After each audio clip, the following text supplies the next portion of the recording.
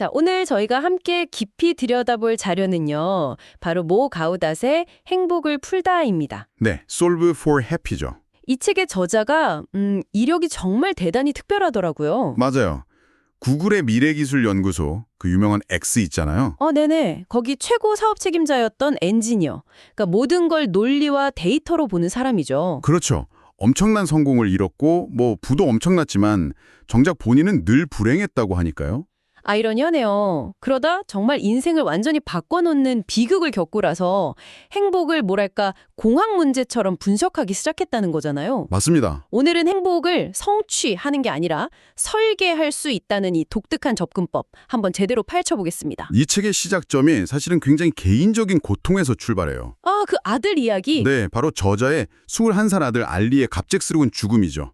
사실 이런 비극 앞에서 대부분은 그냥 무너지기 마련인데 그렇죠. 이 엔지니어는 슬픔 속에서 오히려 질문을 던지기 시작한 겁니다.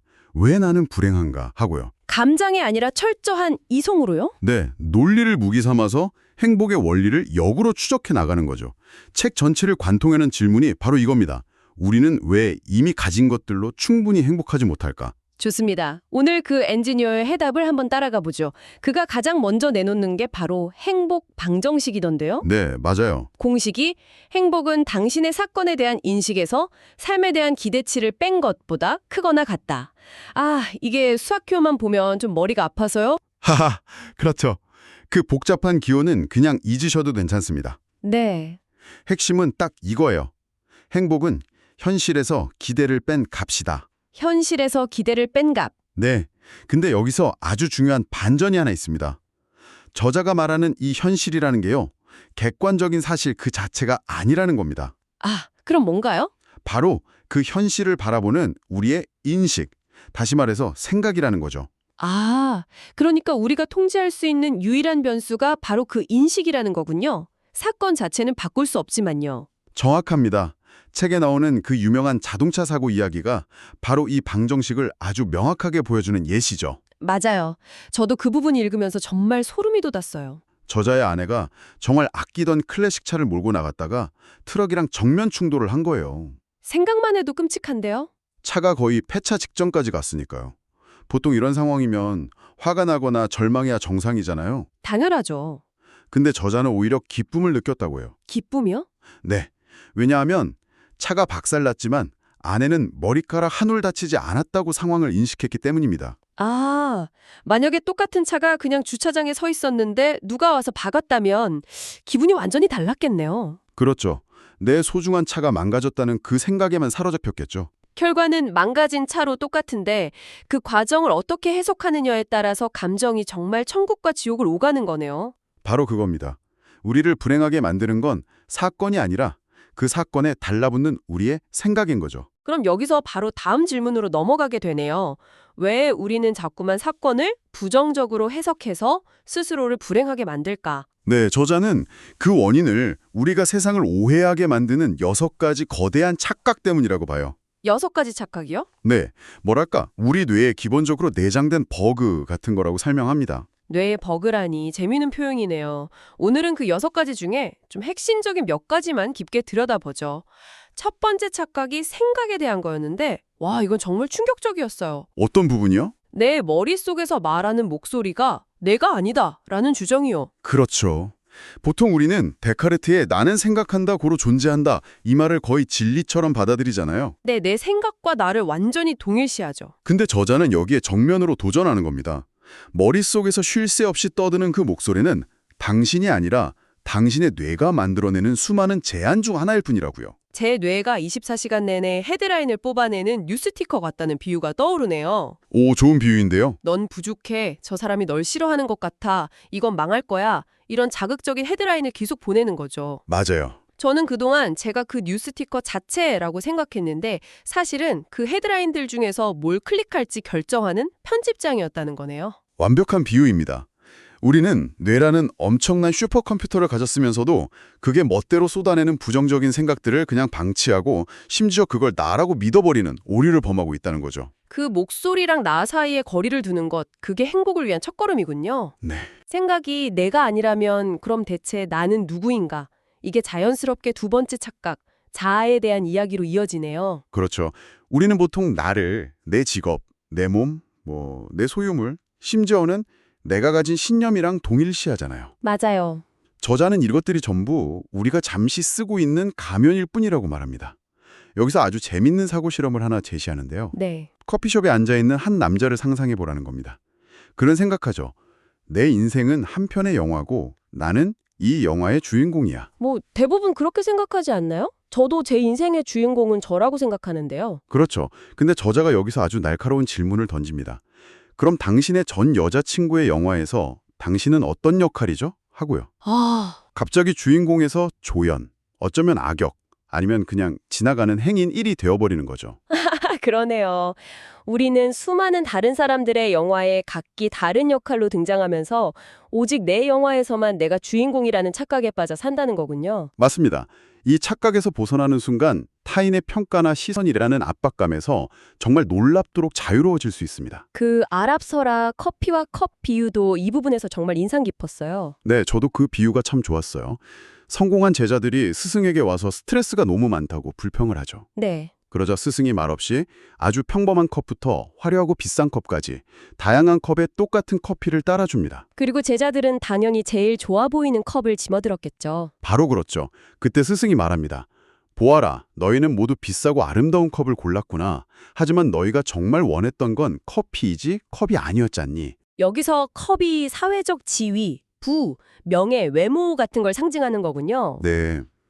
우리는 정작 삶이라는 커피의 맛과 향을 즐기는 건 잊어버리고 남에게 보여주기 위한 컵을 얻으려고 아등바등 살고 있다는 메시지죠. 근데 이 비유가 현실적으로는 좀 받아들이기 어려울 수도 있겠어요. 어떤 점에서요? 그래도 이왕이면 더 좋은 컵에 마시고 싶지 않나? 모든 야망을 버리라는 뜻인가? 하고 반문할 수도 있잖아요.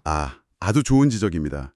저자도 야망 자체를 부정하지는 않아요. 그럼요. 다만 자신의 정체성과 행복을 그 컵에 완전히 의존하는 게 위험하다고 경고하는 겁니다. 컵은 언제든 깨지거나 빼앗길 수 있지만 커피를 즐기는 능력, 즉 삶 자체를 음미하는 능력은 누구도 빼앗아갈 수 없으니까요.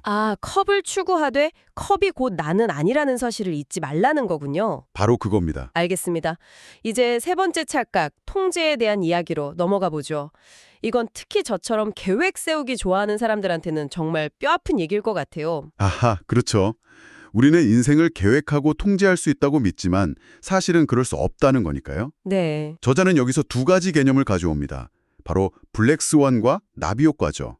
네. 들어본 용어들이네요. 간단히 설명하자면 블랙스완은 아무도 예상 못했지만 일단 터지면 모든 걸 바꿔버리는 거대한 사건. 그리고 나비 효과는 아주 사소한 변화가 예측 불가능한 거대한 결과를 낳는 현상을 말하죠. 우리 인생이 바로 이런 예측 불가능한 변수들로 가득 차 있다는 거고요. 맞습니다. 저자 자신도 아들의 여름 휴가를 정말 완벽하게 계획했지만 맹장 수술 중에 일어난 사소한 의료 과실이라는 블랙스원 때문에 모든 게 무너져 내렸죠. 정말 끔찍한 경험이죠. 바로 그 지점입니다. 이 착각이 주는 교훈은 우리가 통제할 수 없는 것들에 집착하며 괴로워하는 대신 우리가 유일하게 100% 통제할 수 있는 단 두 가지에 집중하라는 겁니다. 그 두 가지가 뭐죠? 바로 우리의 행동과 태도입니다. 행동과 태도. 네. 아폴로 13호가 우주에서 폭발했을 때 우주비행사가 관제탑에 뭐라고 했는지 기억하세요? 휴스턴, 문제가 생겼다. 휴스턴, we have a problem. 맞습니다.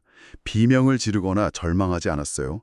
문제를 인정하고 해결책을 찾는 행동과 태도에 집중했죠. 그것이 바로 우리가 배워야 할 자세입니다. 이 책에서 가장 강력하고 또 어쩌면 가장 큰 위로를 주는 부분은 죽음을 다루는 방식인 것 같아요. 저도 동의합니다. 대부분의 사람들이 두려워하고 피하려고만 하는 죽음을 오히려 최고의 삶의 코치라고 부르잖아요. 정말 관점의 전환이죠. 그렇죠. 아들의 죽음을 통해 삶의 본질을 정면으로 마주한 저자에게 죽음은 더 이상 공포의 대상이 아니었던 겁니다. 그는 죽음이 우리에게 세 가지 중요한 진실을 가르쳐준다고 말해요. 네, 첫 번째가 뭐였죠? 첫째, 죽음은 피할 수 없다는 사실을 온전히 받아들여라. 피할 수 없는 것과 싸우느라 에너지를 낭비하지 말라는 거죠. 그리고 둘째는 삶이 결국 아무것도 소유하지 못하는 제로섬 게임이라는 것. 우리가 가진 모든 것은 잠시 빌린 것이다 라는 말이 나오는데 이 구절 읽고 한동안 멍했어요. 네, 저도요. 내 것이라고 생각했던 모든 것들이 사실은 잠시 내게 머물다 가는 것뿐이라는 생각이 드니까 잃는 것에 대한 두려움이 조금은 가벼워지는 것 같더라고요. 정확합니다. 그리고 마지막 셋째, 삶은 유한하고 짧다는 사실입니다. 이게 우리를 우울하게 만드는 게 아니라 오히려 자유롭게 만들어준다는 거죠. 맞습니다. 언젠가 끝난다는 걸 알게 될 때 비로소 우리는 사소한 걱정이나 남들의 시선 같은 것들을 내려놓게 돼요. 그리고 정말로 내게 중요한 게 무엇인지에 집중하게 되죠. 죽음이라는 코치가 옆에서 계속 시간 없어, 진짜 중요한 걸 해 하고 속삭여주는 셈이네요. 네, 그런 셈이죠. 아들의 죽음이라는 가장 끔찍한 비극을 통해서 역설적으로 삶의 가장 중요한 진리를 깨닫게 된 겁니다. 정말 가슴 아프면서도 깊은 울림을 주네요. 그렇죠. 이 모든 고통과 분석의 끝에서 그는 행복이 무언가를 더해서 성취하는 게 아니라는 결론에 이르러요. 그럼 뭔가요? 우리를 불행하게 만드는 착각과 오류들을 하나씩 걷어낼 때 비로소 드러나는 우리 마음의 기본급, 디폴트 스테이트라는 거죠. 오늘 우리는 구글 엔지니어였던 한 아버지가 찾아낸 행복의 설계도를 함께 살펴봤습니다. 행복은 밖에 있는 게 아니라 내 안에 버그를 수정할 때 찾아온다는 메시지가 오래 기억에 남을 것 같습니다. 마지막으로 이 책을 덮기 전에 꼭 전해드리고 싶은 이야기가 하나 있습니다. 네, 어떤 이야기인가요? 저자가 아들 알리에게서 받았다고 믿는 마지막 메시지에 대한 이야기인데요. 알리가 죽고 몇 주가 지났을 때 저자 머릿속에서 어떤 비디오 게임 주제가가 계속 맴돌았다고 해요. 아들이 하던 게임이었나 보죠. 네, 생전에 즐겨하던 게임이었죠. 게임 제목이 포탈이었습니다. 포탈이요? 네. 저자가 계속 맴도는 그 멜로디가 궁금해서 가사를 찾아봤는데 그 가사를 읽는 순간 온몸에 전율이 흘렀다고 합니다. 어떤 가사였길래요? 노래가 이렇게 시작해요. 이건 대성공이었어. 여기에 메모해둘게. 엄청난 성공이라고. 와, 그리고 이런 가사가 이어집니다. 네가 내 심장을 산산조각 내고 날 죽였을 때 그들은 고통스러워하며 울었지. 하지만 난 화나지도 않았어. 와, 마치 아들 알리가 자신의 짧았던 삶과 죽음을 실패나 비극이 아니라 대성공이었다고 말해주면서 네, 슬픔에 빠진 아버지를 위로하는 메시지처럼 들렸던 거죠. 정말 가슴 뭉클한 이야기네요. 저자는 그 순간 아들이 괜찮다는 것, 그리고 자신도 괜찮아져야 한다는 걸 깨달았다고 합니다. 이 이야기는 우리에게 정말 중요한 질문을 던지는 것 같아요. 어떤 질문이죠? 우리 삶의 가장 고통스러운 순간조차도 관점을 바꾼다면 전혀 다른 의미를 가질 수 있다는 것. 네, 오늘 이야기가 끝난 뒤에 이걸 듣고 계신 분들도 잠시 자기 삶을 돌아보시면 어떨까요? 네, 좋네요. 당신의 삶에서 일어났던 가장 힘든 사건, 그걸 실패나 비극이 아니라 나름의 대성공으로 다시 이름 붙여보는 겁니다. 그 고통스러운 경험이 당신에게 남긴 것은 과연 무엇이었는지, 그 사건을 통해 당신은 무엇을 배우고 어떻게 성장했는지 한번 조용히 생각해보는 시간을 가져보시는 것도 좋겠습니다.